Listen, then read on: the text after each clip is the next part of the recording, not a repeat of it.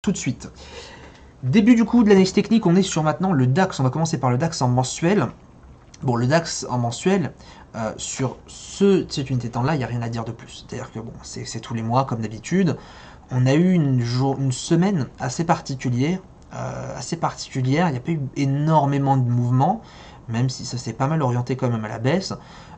Rebond potentiel ici sur l'épaule droite, on est toujours en tentative de création de l'épaule droite, c'est très compliqué, mais on est toujours avec cette pression de l'épaule droite, ça se sent clairement sur le marché. À côté justement, on est encore une fois, c'est pénible, mais malheureusement on est une nouvelle fois dans ce, comment dire, dans cette pression acheteuse-vendeuse, mais pile poil en fait sur le bas du triangle. Là, ce qui est intéressant, c'est cette bougie qui m'intéresse moi, c'est celle-ci. C'est une belle mèche avec un corps assez correct qui vient une nouvelle fois casser le bas du triangle. Alors, est-ce que cette fois-ci, on est sur la bonne cassure? Est-ce que enfin, on aura vraiment ici cette cassure? Et là, si effectivement on a cette cassure, pour moi, le premier objectif, ça va être ce niveau, hein, ce seuil, à savoir le petit triangle ici que vous voyez, une petite zone des Bermudes au final, qui peut être vraiment potentiellement touchée. Maintenant voilà, on est toujours sur un graphique hebdo, donc c'est vrai quand on voit sur du long terme, ça prend du temps à être mis en place. Mais c'est vrai une tentative, parce que là on est plus en tentative au final. La deuxième fois qu'on casse un niveau clé, c'est peut-être la bonne. Donc à faire attention sur effectivement ce niveau-là. Sur le journalier, bon, on voit que clairement le marché est assez bloqué dans l'ensemble. On pourrait matérialiser ça par un range court terme. Alors je dis bien court terme parce qu'on est sur du journalier, mais court terme par rapport au graphique. C'est vrai que là depuis fin juin 2018, hein, ça fait maintenant 2 mois quasiment, plus de 2 mois même, qu'on est bloqué en fait. Donc pour les swing traders, autant vous dire que les swing traders, ils doivent avoir des cheveux gris. Ça va être très compliqué, c'est assez délicat, et c'est pour ça aussi que faire du scalping, l'intra-scalping ou même de l'intraday sur le DAX, c'est à mon sens, ces derniers temps en tout cas, ces 2 dernières années plutôt même, le plus avantageux dans l'ensemble, parce qu'on peut profiter de pas mal d'opportunités. Vous le voyez ici, toujours ce niveau clé aux alentours des 12 150, très difficile à passer. Vous le voyez parce qu'on a tenté une fois, 2 fois, 3 fois, on ne l'a pas passé, une fois, 2 fois, on ne l'a pas passé. Donc est-ce que effectivement là, une nouvelle fois, on va se rediriger, comme on l'a vu justement en hebdo, sur les 150 pour ensuite les casser? Ça c'est une question. Mais c'est vrai qu'il y a moyen, je pense, d'aller rechercher les 150 à moyen terme, c'est-à-dire d'ici milieu, fin de semaine. Au final, on regarde ça, il n'y a que 160 pips d'écart entre le prix actuel où on se parle, donc vendredi au moment où on tourne la vidéo, et les 12 150. Donc c'est vrai que 160 pips sur le DAX, c'est quoi au final? C'est quoi vraiment au final? En sachant qu'aujourd'hui, le DAX a perdu 227 pips. Donc vous voyez que voilà, on n'est vraiment pas très loin de ces niveaux, et la pression vendeuse, on a même été combler le gap, on l'a cassé en comblement. Pour moi, c'est quand même assez important. Je trouve que c'est un très gros signal de vente. Maintenant, on dit ça, mais on ne peut jamais, bien sûr, être sûr de la future tendance. On n'est pas là non plus pour spéculer en mode « moi, je pense que ça va aller avec ça ». On est là vraiment pour se dire « voilà, j'ai une probabilité pour que ça aille à la baisse, je vends, j'ai un ratio, etc. » Ce qui va m'intéresser maintenant, c'est sur le 15 minutes. Le plan sur le 15 minutes, il était où? Donc la semaine dernière, je vous ai dit que le plan, il était juste là. On allait à l'achat ici pour aller chercher cet objectif. Et devinez qu'est-ce qui s'est passé juste là, lundi, sur cette semaine. Le marché a cassé un tout petit peu et on est reparti directement sur le haut. On a rebondi pile poil et on est reparti ensuite. Donc ça, franchement, ça fait vraiment plaisir. Ça fait vraiment plaisir. Cassure, une bonne cassure d'un niveau. Objectif touché pile poil, et on a eu même un retournement sur notre niveau. Donc ça montre bien que cette résistance était importante. Maintenant, actuellement, on a la zone de reverse, donc bien sûr j'ai modifié quelques niveaux pour cette analyse. La zone de reverse actuelle, donc elle a 12 309, 12 287, on est en train de rebondir dessus, c'est normal, d'accord. J'ai pas modifié le prix de cette zone, j'ai simplement modifié la couleur. Pour moi maintenant, cette zone, qui était du coup un support, enfin en tout cas anciennement résistance il y a 3 semaines, devenu support la semaine dernière, et du coup maintenant zone de reverse, c'est-à-dire une zone où si on casse ici les 12 287, pour moi, il peut y avoir un potentiel assez vendeur pour aller chercher 12 209. Là, pour le coup, bon, c'est assez incertain. Comme nous dit François justement sur le chat, tellement d'incertitudes sur le DAX, je suis tout à fait d'accord. Donc mon objectif et mon plan à l'achat, c'est toujours le même.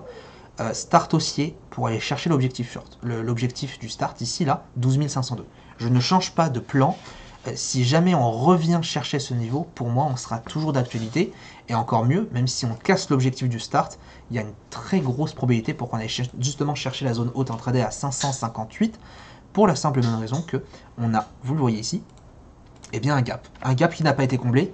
Et pour ceux qui traitent depuis un petit temps, vous savez que un gap non comblé, c'est un niveau qui est vraiment psychologiquement clé sur les marchés. Pour la vente, rien de bien, on va dire, rien de bien surprenant. Au niveau de la vente, ça va être ici la zone 148 pour aller chercher la zone 12 077. Ça serait justement une cassure des plus bas des 2-3 dernières semaines. Voilà en gros ce que je vois. Donc objectif atteint sur le plan de la semaine dernière sur le DAX. Potentiellement la semaine prochaine, on en discutera du coup sur ce plan, mais voilà un petit peu mon plan. Incertitude totale. Idéalement, comme on vient de le voir, 12 150, c'est là où le marché va aller. Donc à faire attention. Moi, mon idéal en fait, si je veux vraiment shorter ici les 150, c'est parce que j'attends en fait une exagération sur les 150 cachés pour aller chercher 12 077. Donc à voir, mais en général c'est comme ça que je procède sur mes analyses techniques. Je cherche énormément d'exagération. Et je peux vous dire que les exagérations, quand elles sont présentes, on le voit, si le plan du jour a été validé la semaine dernière, c'est encore une exagération. Parce que vous voyez que le marché exagère et repasse très rapidement par le bas. Donc c'est une preuve d'exagération. Ensuite, au niveau du dos, bon, j'ai pas fait de plan justement, rappelez-vous, la semaine dernière non plus. Je vous ai laissé quelques niveaux clés. Donc on s'était dit, voilà, on a le haut du range, etc. Si on casse, c'est là qu'il y a une probabilité pour que ça aille encore plus haut. Ça a été le cas. En H4, on le voit, bon, rien d'impressionnant, même si on est pile poil en train de casser le triangle, plus en train de rebondir. Donc là, clairement, il y a quelque chose à jouer. C'est-à-dire que pour moi, soit on rebondit ici lundi et on part plus haut, soit effectivement on recasse et on vient chercher le bas du triangle. Ça va être pour moi quitte ou double, mais il n'y aura pas les deux situations. En H1, bon, rien de bien fou. L'indice DO, qui est l'indice quand même directeur, a donné quand même la tendance de manière générale. C'est-à-dire qu'on a eu un lundi, c'est vrai, le lundi 27, là, cette semaine, c'est vrai qu'on a un lundi qui a quand même pas mal boosté. Vous l'avez peut-être vu, le Nasdaq a fait un nouveau plus haut historique. C'est pas, mine de rien, c'est pas rien du tout. Surtout avec l'actualité macroéconomique où l'endettement américain est de plus en plus haut et je sais pas combien de temps ça va durer. Les derniers jours, c'est vrai que ça a été pas mal en range. Exceptionnellement, le DAX a beaucoup chuté aujourd'hui, mais ces derniers jours, c'est vrai que mardi, mercredi, le DAX n'a pas non plus fait grand-chose. Et ça se voit notamment sur le dos. Donc tout est lié. Clairement, on va passer directement sur le 15 minutes. Sur le 15 minutes, juste ici, mon plan va être très simple. Mon plan à l'achat, il va être ici. Zone 26 057 pour aller chercher 26 100. Alors on peut se demander, mais pourquoi tu vises cette zone? La simple et bonne raison pour laquelle je vise cette zone, ou en tout cas même il y a deux raisons. La première raison, c'est que vous voyez qu'à chaque fois qu'on traverse les zones, il y a des moments de flux. Vous voyez ici, il y a des bougies qui sont assez conséquentes, et là ici c'est pareil. C'est-à-dire que à chaque fois qu'on casse la zone, on n'hésite pas à aller franchement dessus.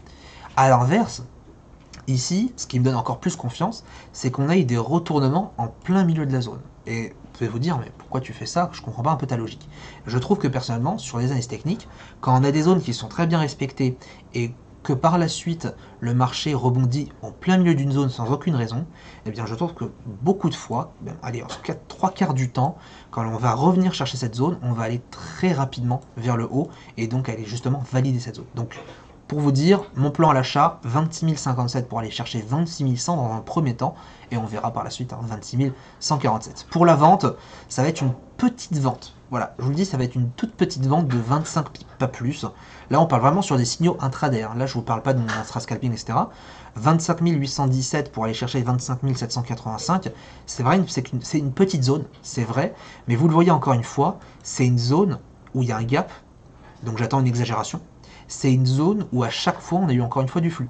Exagération, flux, et ça repart, et ça remonte, etc. Donc ça c'est mon analyse du dos. Rien extravagant, on va dire. On a une zone ici que j'ai mis en gris, donc la zone en gris sur un graphique, c'est ma zone de reverse, à savoir que si on casse cette zone par le bas, pour moi, ça repart à la baisse. Et ça correspond justement à la cassure du triangle. Soit on rebondit, et là je vous ai dit on va beaucoup plus haut, et là la zone on l'aura tranquillement, soit on casse et on va profiter vraiment, vraiment, vraiment d'une grosse exagération.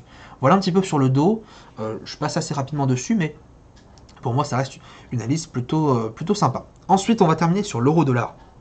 Alors l'euro-dollar, on avait parlé la semaine dernière, l'euro-dollar, c'est vrai qu'il est un peu délicat ces derniers temps parce que on attendait justement une réintégration du range en hebdo, le range, rappelez-vous, hein, qui date depuis maintenant 3 ans quand même, c'est pas rien.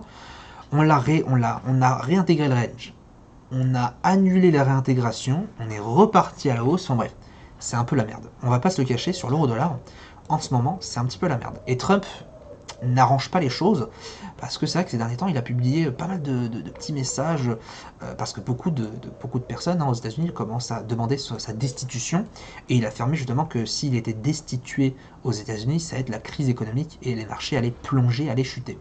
Est-ce qu'il a raison ou pas? Je ne sais pas, mais c'est vrai que la destitution d'un président, ça fait très très très longtemps qu'on n'a pas vu ce genre de phénomène, et c'est vrai qu'on ne connaît pas justement, on ne connaît pas vraiment la réaction vraiment des marchés financiers.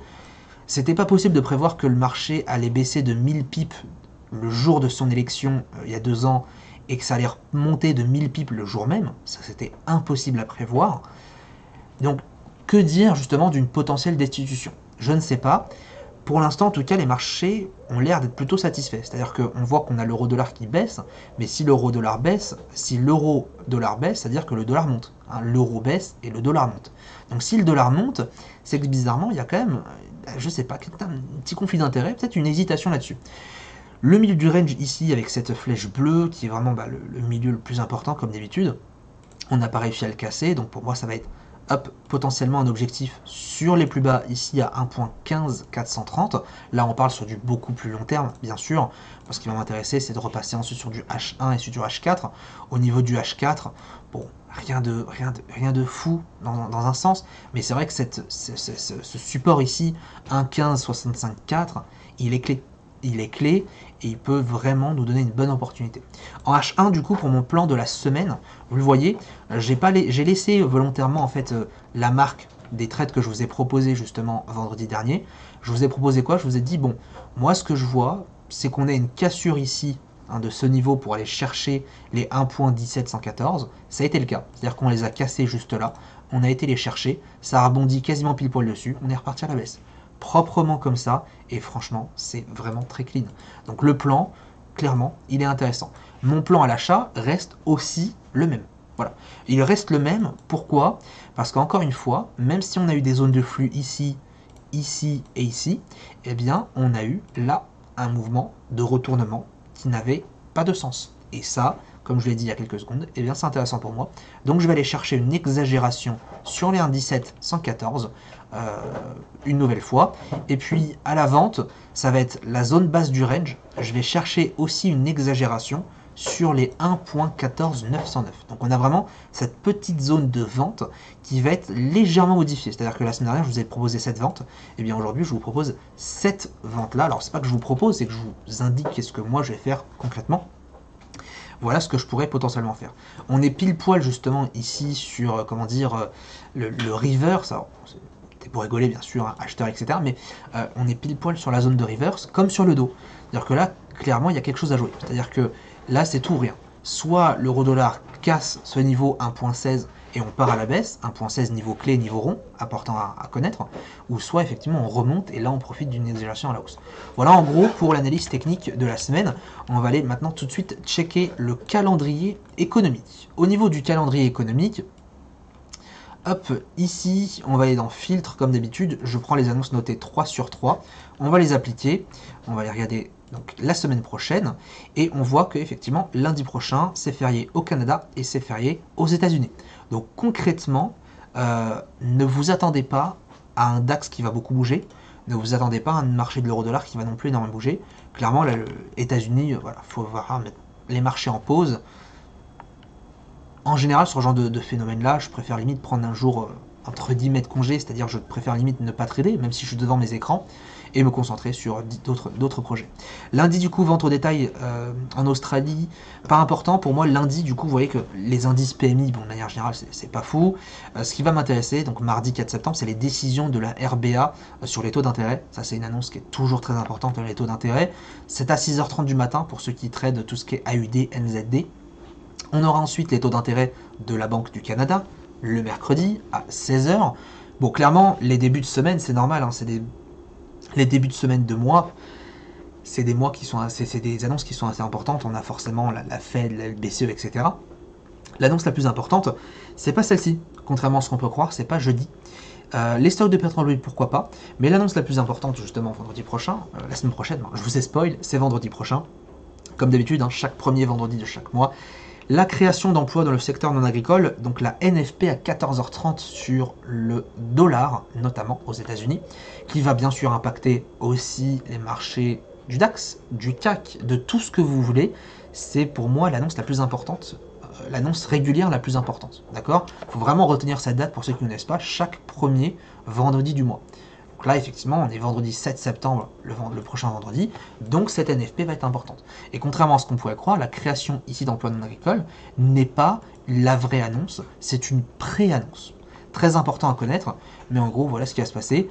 Ce qu'on peut en tout cas dire sur cette NFP, 14h30, c'est qu'en général, entre 8h justement l'ouverture du DAX par exemple et 14h30, le marché a tendance à anticiper. Et c'est vrai qu'encore une fois, de manière générale, le DAX ne bouge pas énormément et les investisseurs préfèrent attendre pour ensuite se positionner à partir de 14h30, 15h, 15h30, ouverture des marchés américains.